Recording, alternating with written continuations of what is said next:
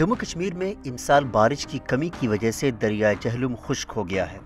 دریا میں پانی اپنے معمول سے کافی کم ہے اور بیشتر جگہوں پر صرف 0.6 فٹ پانی ہے۔ محکمہ ایگریگیشن اور فیلڈ کنٹرول کشمیر کے چیف انجینئر نریش کمار کا کہنا ہے کہ رواں برس خطے میں کافی کم بارش ہوئی ہے، جس کے نتیجے میں دریائے جہلم کے ساتھ ساتھ دیگر گاؤں میں پانی بہت کم ہے۔ سری نگر کے رام منشی باغ میں صرف 4 فٹ پانی ہے، یہ گزشتہ برسوں کے مقابلے کافی کم ہے۔ انہوں نے مزید کہا کہ اس موسم میں عموماً جہلم میں اوسطاً 5 سے 6 فٹ پانی ہوتا تھا، لیکن آج کافی کم ہے۔ دریا میں ہاؤس بوٹ بھی اس وقت سوکھے پر کھڑے ہیں۔ وہیں انجینئر فرید حسین کا کہنا تھا کہ دریا میں پانی کی کمی کی وجہ سے ایگریگیشن اسکیمز بھی متاثر ہوئی ہیں۔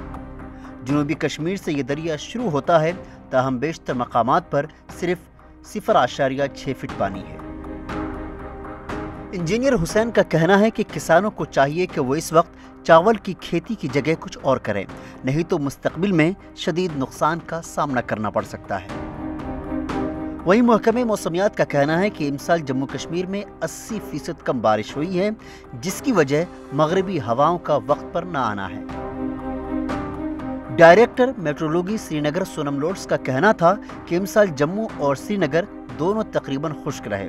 جموں میں 68 کے مقابلے صرف 2.1 ملی لیٹر بارش ہوئی، وہیں سری نگر شہر میں 117.6 کے مقابلے میں صرف 21.3 ملی لیٹر بارش درج کی گئی ہے۔ ETV بھارت کے لیے سری نگر سے ذوالقرنین زلفی کی رپورٹ۔